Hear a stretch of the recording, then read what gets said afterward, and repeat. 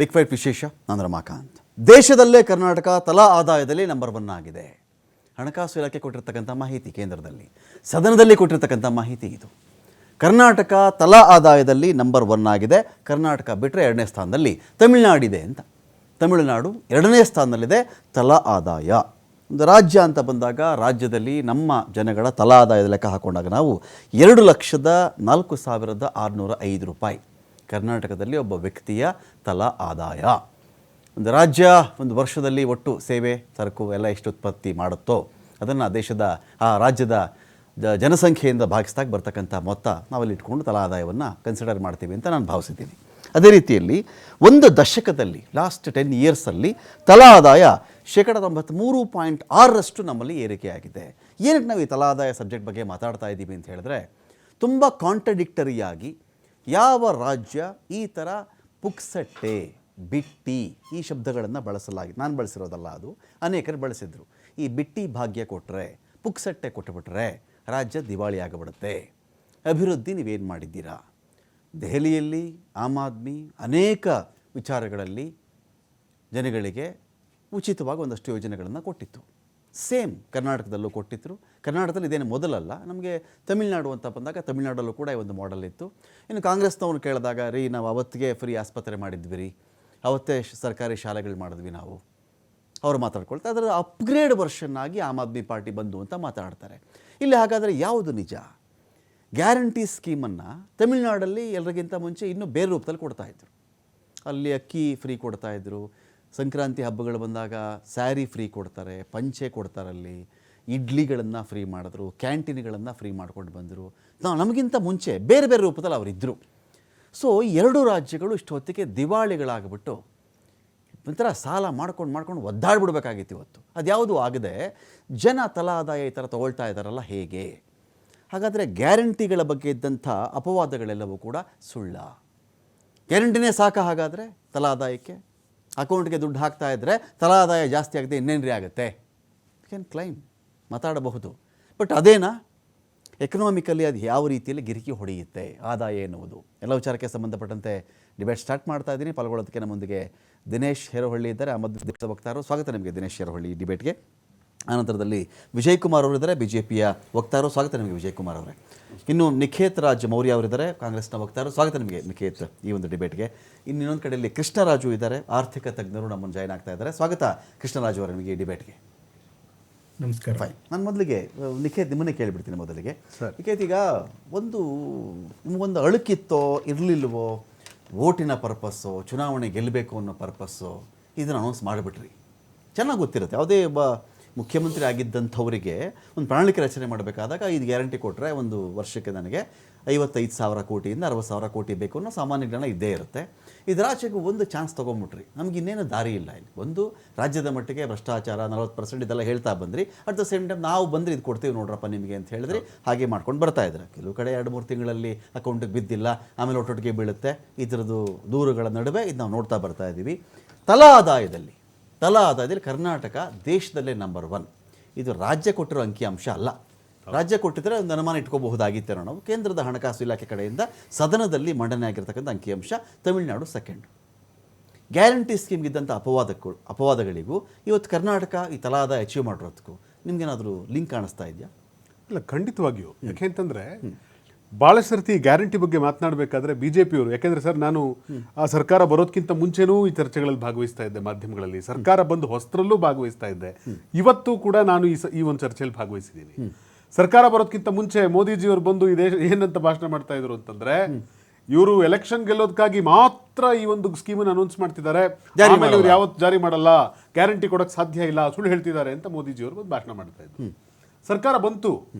ಯಾವ ಪ್ರಮಾಣದಲ್ಲಿ ಸರ್ಕಾರ ಬಂತು ಅಂದ್ರೆ, ಬಂದ ನಂತರ BJPಯವ್ರದ್ದು ಒಂದಸ್ಮ ಬೊಂಬಡ ಹೇಳಿದ್ರಲ್ಲ, ಮಾಡಿ ಗ್ಯಾರಂಟಿ ನೋಡೋಣ, ಇನ್ನೂ 1 ವಾರ ಆಗಿಲ್ಲ, ಗ್ಯಾರಂಟಿ ಜಾರಿ ಮಾಡಿಬಿಡ್ಬೇಕು, ಈಗ ಮಾಡಬೇಕು ಅಂತ. ಸೊ ಗ್ಯಾರಂಟಿ ಜಾರಿ ಮಾಡಿದ್ದಾಯ್ತು. ಆಗ ಮತ್ತೆ ಶುರು ಮಾಡಿದ್ರು, ಲೋಕಸಭೆ ಎಲೆಕ್ಷನ್ ಆಗೋ ತನಕ ಮಾತ್ರ ಕೊಡ್ತಾರೆ, ಲೋಕಸಭೆ ಎಲೆಕ್ಷನ್ ಆದ್ಮೇಲೆ ನಿಲ್ಲಿಸ್ಬಿಡ್ತಾರೆ. ಆಮೇಲೆ ಶುರು ಮಾಡಿದ್ರು, ರಾಜ್ಯ ದಿವಾಳಿ ಆಗೋಗುತ್ತೆ. ಸ್ವತಃ ನರೇಂದ್ರ ಮೋದಿ ಅವರು ಕರ್ನಾಟಕದ ಚುನಾವಣಾ ಸಂದರ್ಭದಲ್ಲಿ ಬಂದು ಮಾತನಾಡ್ತಾ ಇದ್ರು, ಕರ್ನಾಟಕ ದಿವಾಳಿ ಮಾಡಿಬಿಡ್ತಾರೆ ಅಂತ ಹೇಳಿ. ಆದರೆ ಕರ್ನಾಟಕದಲ್ಲಿ ಈ ಗ್ಯಾರಂಟಿಯನ್ನು ಕೊಟ್ಟ ನಂತರ ಯಾವ ಪ್ರಮಾಣದ ಬದಲಾವಣೆ ಆಗಿದೆ ಅಂತಂದ್ರೆ, ಇದು ಯಾರಿಗೆ ಗ್ಯಾರಂಟಿ? ಸರ್ಕಾರ ಯಾರಿಗೆ ಬೇಕಾಗಿದೆ? ಅಂಬಾನಿಗೆ ಸರ್ಕಾರ ಬೇಕಿಲ್ಲ ಸರ್, ಅದಾನಿಗೆ ಸರ್ಕಾರ ಬೇಕಿಲ್ಲ ಸರ್, ಹೊಟ್ಟೆ ತುಂಬಿದವ್ರಿಗೆಲ್ಲ ಸರ್ ಸರ್ಕಾರ ಇರೋದು. ಸರ್ಕಾರ ಇರೋದು ಬಡವರಿಗೆ, ಸರ್ಕಾರ ಇರೋದು ರೈತರಿಗೆ, ಸರ್ಕಾರ ಇರೋದು ಹಸ್ದವ್ರಿಗೆ, ಕೂಲಿ ಕಾರ್ಮಿಕರಿಗೆ. ಸರ್ಕಾರ ಅವ್ರ ಪರವಾಗಿ ಕೆಲಸ ಮಾಡಬೇಕಾಗಿದೆ. ಆ ಕಾರಣಕ್ಕೋಸ್ಕರವಾಗಿಯೇ ಯಾರಿಗೆ ಅವಶ್ಯಕತೆ ಇದೆಯೋ ಅವರಿಗೆ ಗ್ಯಾರಂಟಿಯನ್ನು ಕೊಟ್ವಿ. ಈ ಗ್ಯಾರಂಟಿಯ ಕಾರಣಕ್ಕಾಗಿ ಯಾವುದೋ ಒಂದು ಸಣ್ಣ ಕೆಲಸ ಮಾಡೋದಕ್ಕೆ ಒಬ್ಬ ಹೆಣ್ಣುಮಗಳು ಯಾರು ದುಡ್ಡು ಕೊಡ್ತಿದ್ರು ಅವಳಿಗೆ?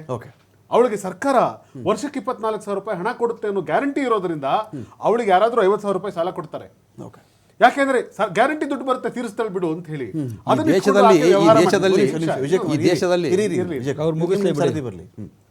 ಆ ಹಣ ಕೊಡ್ತಾರೆ ಅನ್ನೋ ಭರವಸೆ ಇರೋದ್ರಿಂದ ಯಾರಾದರೂ ಒಬ್ಬ ಫೈನಾನ್ಸ್ ಮಾಡೋರಿಂದ ಹಿಡಿದು ಒಂದು ಸಣ್ಣ ಪುಟ್ಟ ಬ್ಯಾಂಕ್ಗಳಿಂದ ಹಿಡಿದು ಎಲ್ಲರೂ ಕೂಡ ಇವತ್ತು ಧೈರ್ಯವಾಗಿ ಸಾಲ ಕೊಡ್ತಾರೆ. ಆ ಹಣವನ್ನು ತಗೊಂಡಾಕೆ ವ್ಯವಹಾರ ಮಾಡ್ತಿದ್ದಾಳೆ. ಹೀಗಾಗಿ ಒಂದು ಕುಟುಂಬದ ಆದಾಯ ಹೆಚ್ಚಾಗಿದೆ, ಹೀಗಾಗಿ ಅವರ ಕಾನ್ಫಿಡೆನ್ಸ್ ಲೆವೆಲ್ ಹೆಚ್ಚಾಗಿದೆ, ಹೀಗಾಗಿ ಬದುಕಿನ ಗುಣಮಟ್ಟ ಹೆಚ್ಚಾಗಿದೆ, ಪ್ರೊಡಕ್ಷನ್ ಜಾಸ್ತಿ ಆಗಿದೆ, ಹೀಗಾಗಿ ತಲಾ ಆದಾಯ ಕೂಡ ಹೆಚ್ಚಾಗಿದೆ. ಬಹಳ ಸ್ಪಷ್ಟವಾಗಿ ಕರ್ನಾಟಕದ ಜನ ಇವತ್ತು 10 ವರ್ಷದ ಹಿಂದೆ ಇದ್ದಿದ್ದಕ್ಕೂ ಇವತ್ತಿರೋದಕ್ಕೂ ಒಂದು ದೊಡ್ಡ ವ್ಯತ್ಯಾಸ ಕಾಣ್ತಾ ಇದೆ. ಕರ್ನಾಟಕ ರಾಜ್ಯದೊಳಗಡೆ ಇವತ್ತು ನಿಜವಾಗ್ಲೂ ಹೆಮ್ಮೆ ಪಡಬೇಕು ಪ್ರತಿಯೊಬ್ಬ ಕನ್ನಡಿಗನೂ ಕೂಡ. ಇದು ಬಿಜೆಪಿ, ಕಾಂಗ್ರೆಸ್, ಆಮ್ ಆದ್ಮಿ ಪಾರ್ಟಿ, ಜನತಾದಳ ಅಂತಲ್ಲ, ಪ್ರತಿಯೊಬ್ಬ ಕನ್ನಡಿಗ ಹೇಳ್ಬೇಕೇನು ಅಂದ್ರೆ, ಭಾರತ ದೇಶದಲ್ಲಿ ನಾವು ತಲಾ ಆದಾಯ ನಂಬರ್ 1 ಸ್ಥಾನಕ್ಕೆ ಇವತ್ತು ಏರಿದೀವಿ ಅನ್ನುವಂತ ಒಂದು ಸಂಭ್ರಮವನ್ನು ನಾವು ವ್ಯಕ್ತಪಡಿಸಬೇಕು. ಆ ರೀತಿಯಾದಂತ ಒಂದು ಸಮಾಧಾನ ಖಂಡಿತವಾಗಿಯೂ ನಮಗಿದೆ ಅಂತ ನಾನು ಭಾವಿಸ್ತೇನೆ. ವಿಜಯ್ ಕುಮಾರ್ ಅವರೇ, ಗ್ಯಾರಂಟಿಗಳನ್ನು ನೀವು ಟೀಕೆ ಮಾಡಿದ ನಿಜಾನ ಸುಳ್ಳ? ಗ್ಯಾರಂಟಿ ಯೋಜನೆಗಳ ಬಗ್ಗೆ ಭಾರತೀಯ ಜನತಾ ಪಕ್ಷ ಯಾವತ್ತೂ ವಿರೋಧ ಮಾಡಲಿಲ್ಲ. ಗ್ಯಾರಂಟಿ ಬಡವರ ಬಗ್ಗೆನೂ ನಮಗೂ ಕಲ್ಪನೆ ಇದೆ. ಭಾರತೀಯ ಜನತಾ ಪಕ್ಷ ಬಡವರ ಬಗ್ಗೆ ಕಲ್ಪನೆ ಇದ್ದಂಥ ಪಕ್ಷ. ಕಲ್ಪನೆನ ಕಾಳಜಿನ ಅಂತ? ಕಾಳಜಿನೂ ಸಹಿತ. ಫೈನ್, ಪ್ರಶ್ನೆ ಇಲ್ಲ. ಈಗ ದೇಶದ ರಾಜ್ಯದ ಆರ್ಥಿಕಕ್ಕೆ ಹೊರೆ ಬೀಳಬಾರ್ದು ಅನ್ನುವಂಥ ಯೋಚನೆ ಇಟ್ಕೊಂಡು ನಾವು ಕೆಲವು ಸಲಹೆಗಳನ್ನು ಕೊಡುವಂಥದ್ದು ಮಾಡಿದ್ವಿ. ಆದರೆ ಇವತ್ತು ನಾನು ಹೇಳ್ತೀನಿ, ಈ ದೇಶದಲ್ಲಿ ಡಾಕ್ಟರ್ ಬಾಬಾ ಸಾಹೇಬ್ ಅಂಬೇಡ್ಕರ್ ಅವರು ಹೇಳಿದಂಥದ್ದು, ಈ ದೇಶದಲ್ಲಿ ಅತ್ಯಂತ ಬಡವರಾಗಿದ್ದಂಥ ಯಾವ ಸಮಾಜದಲ್ಲಿ ಏನಾದರೂ ಇದ್ದರೆ ಅದು ದಲಿತ ಸಮಾಜದಲ್ಲಿ ಅಂತ.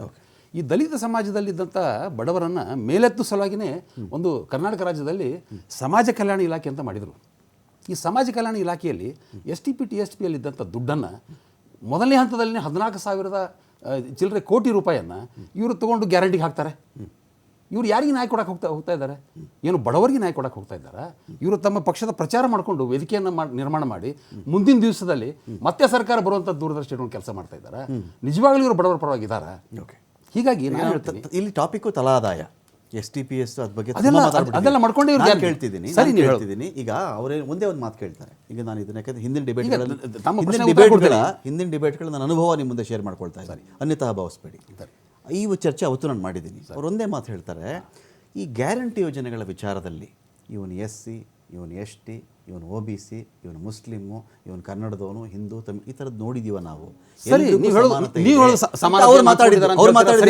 ನಾನು ಹೇಳ್ತೀನಿ, ಇವತ್ತು ಒಂದು ಮಹಿಳೆಗೆ 2,000 ಪ್ರತಿ ತಿಂಗಳಿಗೆ ಕೊಟ್ಟರೆ ಅವಳದು ಸಂಪೂರ್ಣ ಎಲ್ಲ ಸಂಸಾರ, ಕುಟುಂಬ, ಅವಳ ಗುರಿ, ಆಶಾ ವಿಚಾರಗಳನ್ನೆಲ್ಲನೂ ತೂಗಕ್ಕಾಗುತ್ತಾ?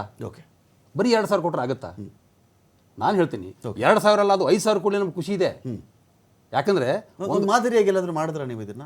ಒಂದು 10,000 ಕೊಡಿ ಎಲ್ಲರೂ ಎಲ್ಲ ಕಡೆ ನಿಮ್ಮ ರಾಜ್ಯಗಳಲ್ಲಿ. ಅಲ್ಲ, ನಾವು ಮಾದರಿಯಾಗಿ ನಾನು ಹೇಳ್ತೀನಿ, ನಾವು ನಮ್ಮ ರಾಷ್ಟ್ರೀಯ ಪಕ್ಷ ಅದಕ್ಕೆ ಯೋಚನೆ ಚಿಂತನೆ ಮಾಡುವಂಥದ್ದು ರಾಜ್ಯಗಳ ಅಧಿಕಾರದ ಹೇಳ್ರಿ. ರಾಷ್ಟ್ರೀಯ ಪಕ್ಷ ಗೊತ್ತಿದೆ ಎಲ್ರಿಗೂ, ಒಳ್ಳೇದೇ. ನಾನು ಹೇಳೋದು, ನೀವು ಇದೇ ನಿಖೇತ್ ರಾಜ್ ಇದ್ದಾರೆ, ನಿಖೇತ್ ರಾಜ್ ನಾನು UP ನಲ್ಲಿ 25,000 ತಿಂಗಳಿಗೆ ಮಹಿಳೆ ಕೊಡ್ತಾ ಇದ್ದೀನಿ, ನೀವು ಹಂಗ್ ಮಾಡಿ ಅಂತ ಹೇಳಿ. ಸರಿ, ಇಲ್ಲ ನಾನು ಕೇಳ್ತೀನಿ, ನಾನು ಇಲ್ಲಿ ಹೇಳ್ತೀನಿ, ಮಹಾರಾಷ್ಟ್ರ ರಾಜ್ಯದಲ್ಲಿ 2,000 ಘೋಷಣೆ ಇತ್ತು. ಈ ವರ್ಷ ನಾವು 2,500 ಕೊಡ್ತಾ ಇದ್ದೀವಿ ಮಹಿಳೆಯರಿಗೆ. ಇವ್ರ ಗತೆ ನಾನು ಹೇಳ್ತೀನಿ, ನನ್ನ ಮಾತು ಕೇಳಿ ಒಂದು ನಿಮಿಷ. ಒಂದು ಕುಟುಂಬದಲ್ಲಿದ್ದಂಥ ಒಂದೇ ಒಂದು ಮಹಿಳೆಗೆ ಇವರು ಕೊಟ್ಟು ಅತ್ತೆ ಮತ್ತು ಸೊಸಿಗೆ ಜಗಳ ಹಚ್ಚುವಂಥದ್ದು ಮಾಡುವಂಥ ವ್ಯವಸ್ಥೆ ಕರ್ನಾಟಕ ರಾಜ್ಯದಲ್ಲಿದೆ.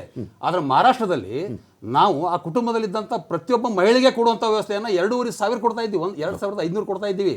ತಮಗೆ ಗೊತ್ತಿರಲಿ, ಅಲ್ಲಿ ಅಭಿವೃದ್ಧಿ ಸಾಕಷ್ಟು ಕಾಣ್ತಾ ಇದ್ದೀವಿ. ಮುಂದಿನ ದಿವಸದಲ್ಲಿ ನಾನು ಹೇಳೋದೇನು, ಈ ಗ್ಯಾರಂಟಿ ವಾರಂಟಿಗಳನ್ನು ನಾವು ವಿರೋಧ ಮಾಡ್ತಾ ಇಲ್ಲ. ಈಗ